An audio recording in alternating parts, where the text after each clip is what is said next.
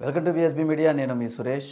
Morning న్యూస్లో ఈరోజు ప్రధాన పత్రికలోని హెడ్లైన్స్ అయితే ఇప్పుడు మనం చూద్దాం. ముందుగా ఈనాడు, సాకారమయ్యాడు సాకేత రాముడు, అయోధ్యలో అంగరంగ వైభవంగా బలరాముని ప్రాణ ప్రతిష్ఠ, జై శ్రీరామ్ నినాదాలతో ప్రతిధ్వనించిన భారతావని, విదేశాల్లోనూ ఘనంగా సంబరాలు, నవశకానికి ఇది నాంది అన్న ప్రధాని మోదీ, నిర్మాణ కార్మికులపై పూలజల్లు అభినందన, ఆధ్యాత్మికవేత్తలు ప్రముఖులతో ప్రాంగణం కలకల, పులకరించిన ప్రజానికం.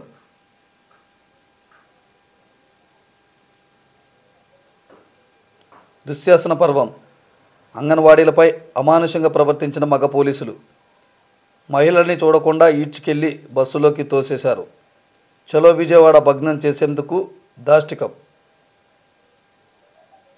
అంగన్వాడీతో చర్చలు సఫలం, జులైలో వేతనాలు పెంచుతామని ప్రభుత్వం హామీ, సమ్మె విరమిస్తున్నట్టు ప్రకటించిన సంఘాల నేతలు, రూపాయి వేతనం పెంచకుండానే మమ అనిపించిన సర్కారు,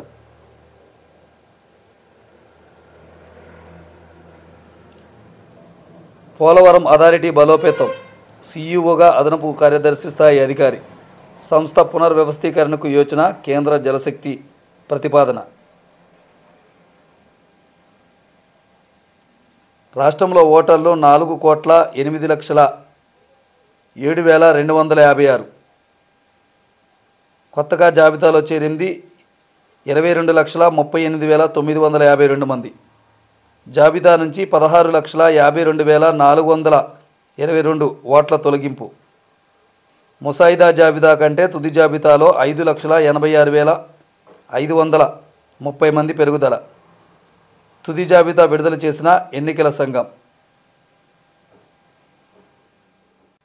ఇక ఆంధ్రజ్యోతి, రామయ్య వచ్చాడయ్య, 5 శతాబ్దాల తర్వాత సర్తగూటికి శ్రీరాముడు, అయోధ్యలో ఆవిష్కృతమైన ఆధ్యాత్మిక అద్భుతం, సాకేతపూరిలో 5 ఏళ్ల బలరాముడి ప్రాణప్రతిష్ఠ, కళ్లకు కట్టిన వస్త్రం తీసి కాటుక దిద్ది అద్దం చూపి నరేంద్ర మోదీ చేతుల మీదుగా చారిత్రక మహోత్సవం, తొలి హారతి ఇచ్చి దర్శనం చేసుకున్న ప్రధాని మోదీ, అభిజిత్ లగ్నంలో 84 సెకండ్ల పాటు కొనసాగిన క్రతువు, గర్భగుడిలో యోగి ఆనంది మోహన్ భగవత్ కూడా, తర్వాత శివుడికి అభిషేకం, జటాయి విగ్రహావిష్కరణ,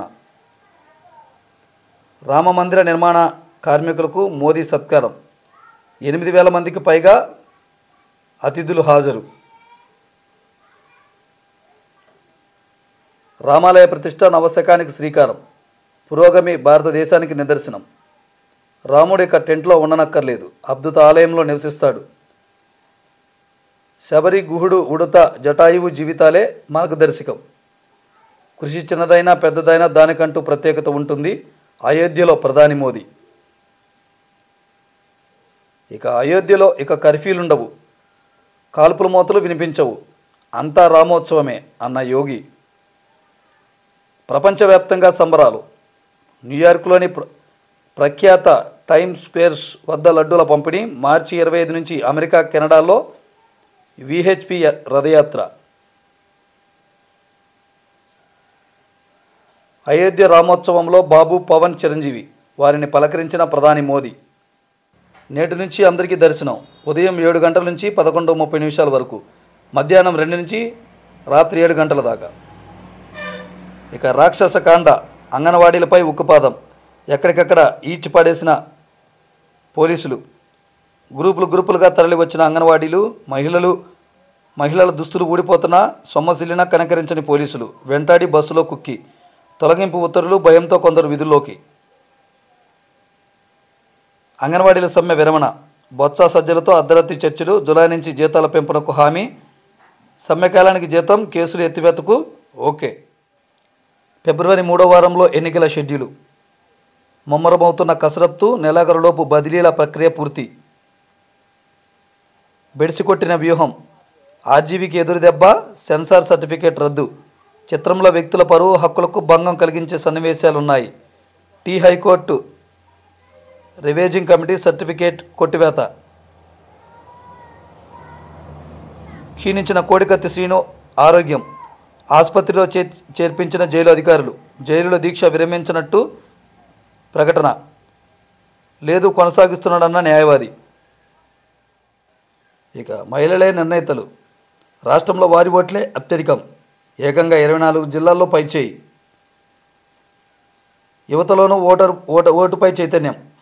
8,13,544 మందికి తొలిసారి హక్కు. 2024 తుది జాబితా విడుదల.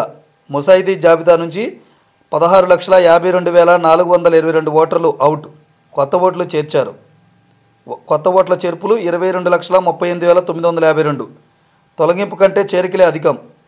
నామినేషన్ వరకు నమోదుకు ఛాన్స్. సీఈఓ ముఖేష్ కుమార్ మీనా వెల్లడి. ఇక వారంలో డిఎస్సి 6,000కు పైగా ఖాళీలతో ప్రకటన. అధికారులతో మంత్రి బొత్స సమీక్ష. 4.5 ఏళ్లుగా పట్టించుకోకుండా ఎన్నికల ముందు జగన్ హడావుడి. ఇక సాక్షి, మన రాముడు వచ్చాడు. అయోధ్యలో కొలువైన బలరాముడు. అయోధ్యలో ప్రధాని మోదీ పారవస్యం. రాముడి ఆశీస్సులతో దేశం కోసం పనిచేద్దాం. వచ్చే 1000 ఏళ్లు భారతదేశ నిర్మాణంపై దృష్టి. రామలల్ల ప్రాణ ప్రతిష్ఠ అనంతరం ప్రధాని పిలుపు. వైభవోజ్వల ప్రాణ ప్రతిష్ఠ. ప్రధాన యజమాని నరేంద్ర మోదీ చేతుల మీదుగా కమనీయ ఘట్టం. నేటి నుంచి భక్తులకు రామలల్లా దర్శనం. పేదల ఇళ్ల నిర్మాణానికి 16,927 కోట్లు 2019 నుంచి ఇప్పటి వరకు ఖర్చు చేసిన ప్రభుత్వం. 31 లక్షల పేద అక్క చెల్లెమ్మలకు స్వర్గయోగం. ఒక్కో యూనిట్కు 1.80 లక్షలు. వివిధ రూపాల్లో 90,000 అదనపు సాయం కూడా. లబ్ధిదారులకు చకచకా బిల్లుల చెల్లింపులు. సమ్మెకు తెర. చర్చలు సఫలం. నేటి నుంచి విధుల్లోకి అంగన్వాడీలు. 11 డిమాండ్లో ఇప్పటికే 10 డిమాండ్లు అమలుకు కార్యాచరణ. రిటైర్మెంట్ బెనిఫిట్స్ భారీగా పెంచిన ప్రభుత్వం.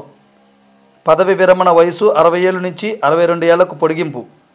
చనిపోయిన వారి కుటుంబాలకు 20,000 మట్టి ఖర్చులు. వేతనాల పెంపు జూలై నుంచి అమలు చేసేలా హామీ.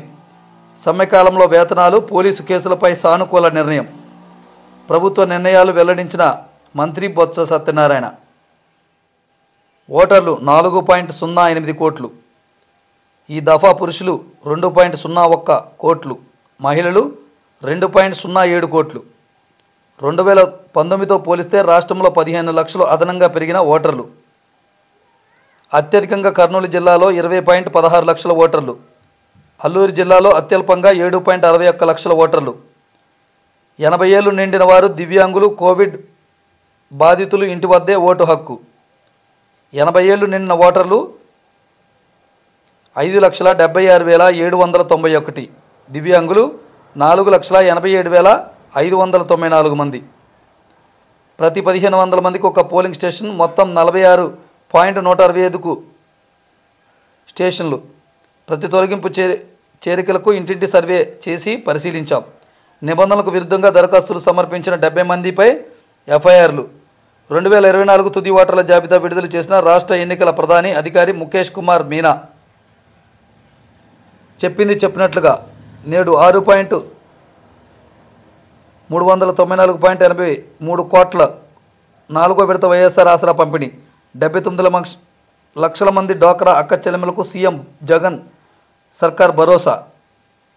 2019 ఎన్నికల నాటికి పొదుపు సంఘాల మొత్తం అప్పు 25.571 కోట్లు.